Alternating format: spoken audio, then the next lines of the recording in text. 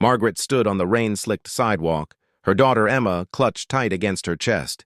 The 5-year-old's fever had spiked an hour ago, and now the child whimpered softly, her small body trembling. Margaret's own clothes were soaked through, her thin sweater offering little protection against the downpour. The bus had broken down 3 blocks back. Her phone was dead. The urgent care clinic was still 2 miles away, and Emma's breathing was growing more labored by the minute. "Mama," Emma whispered, "I don't feel good." "I know, sweetheart." "We'll get help soon." Margaret's voice cracked as she said it. She had exactly $12 in her wallet. Enough for the copay, maybe. Not enough for a taxi that wouldn't come to this part of town anyway.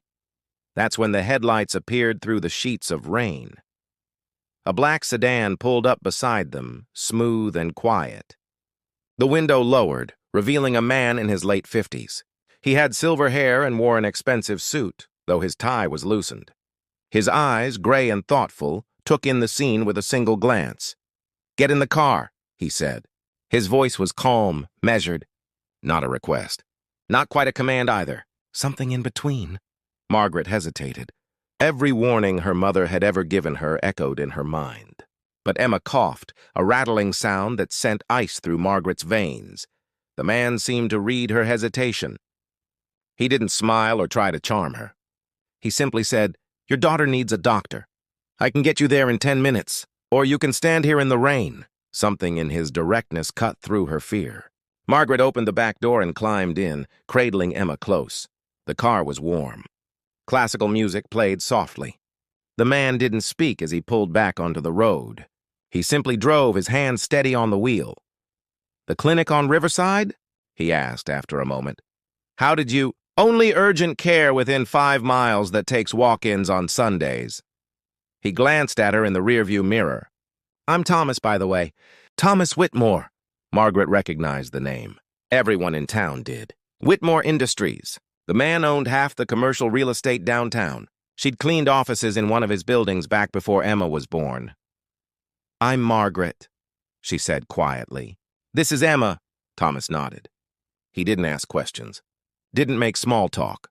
Just drove with the quiet competence of someone who knew exactly what needed to be done. They arrived at the clinic in 8 minutes. Thomas pulled up to the entrance and turned off the engine. Before Margaret could reach for the door handle, he was already out of the car, opening her door, holding an umbrella over her and Emma. Inside the clinic, the receptionist looked up with the tired expression of someone working a long shift. Her eyes widened when she saw Thomas. "Mr. Whitmore, this child needs to be seen immediately," he said. Still that same calm tone. "She has a high fever and respiratory distress." The receptionist picked up the phone. Within 2 minutes, a nurse had taken Emma back to an exam room. Margaret followed, but turned to look back at Thomas. "Thank you," she said. "I can manage from here." Thomas had already taken a seat in the waiting room. "I'll wait," he said simply, "in case you need a ride home." For the next 90 minutes, Thomas Whitmore, CEO of a multi-million-dollar company, sat in a plastic chair in an urgent care waiting room, reading a magazine about fishing.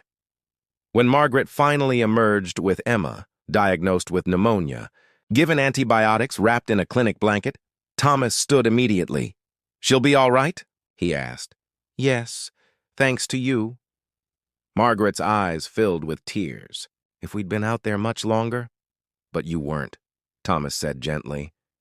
"That's what matters." In the car, Emma dozed against her mother's shoulder. Thomas drove more slowly this time, careful not to jostle them. "Why did you stop?" Margaret asked. "Why did you help us?" Thomas was quiet for a long moment. The wipers swept across the windshield in a steady rhythm. 23 years ago, he finally said, "my wife Sarah went into labor 5 weeks early. I was across town, stuck in traffic. Our car had broken down. She was standing on a street corner, scared and alone, when a stranger, a woman driving a bakery truck, stopped and drove her to the hospital." He paused. "Our son was born healthy. But if that woman hadn't stopped, if she'd decided Sarah was someone else's problem—" His voice trailed off. "I never got to thank her. Never even got her name. So I made myself a promise that day." "What promise?" "That I would never drive past someone who needed help. That I would be for someone else what that stranger was for my wife." He glanced at her in the mirror.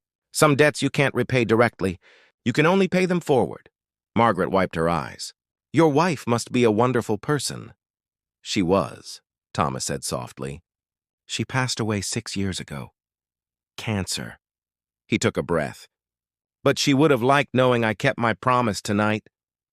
They pulled up outside Margaret's apartment building. The rain had softened to a drizzle. Thomas helped her carry Emma upstairs. He didn't comment on the threadbare carpet or the flickering hallway light. He simply helped Margaret get her daughter settled into bed. As he turned to leave, Margaret touched his arm. Mr. Whitmore, how can I ever repay you? Thomas smiled, the first real smile she'd seen from him all evening. It transformed his serious face, made him look younger. You already know how, he said. When you see someone standing in the rain, when you see someone who needs help, you stop. Even when it's inconvenient, even when it's uncomfortable. Especially then, he paused at the door. That's how kindness survives in this world, Margaret. We pass it along. After he left, Margaret sat beside Emma's bed, listening to her daughter's steadier breathing. She thought about Thomas Whitmore, about the woman in the bakery truck, about all the small acts of kindness that ripple forward through time, touching lives in ways we never fully see. Outside, the rain finally stopped. The clouds began to break apart, and somewhere in the city, a kindness begun decades ago continued its journey forward, one stranger at a time, one rainy night at a time, one life saved at a time. The next morning, Margaret found an envelope that had been slipped under her door. Inside was a check, enough to cover Emma's medications and a little extra. There was also a note, written in careful handwriting, for the next person standing in the rain. I trust you'll know when the moment comes. T.W. Margaret folded the note carefully and placed it in her wallet. She would keep that promise. And someday, when Emma was older, she would tell her daughter this story about a rainy night, a silent stranger, and the invisible thread of kindness that connects us all, if only we choose to reach for it. Because that's what good people do. They stop, they help, they pass it forward. And in doing so, they save more than just one life on one rainy night. They save the very idea that we're all worth stopping for.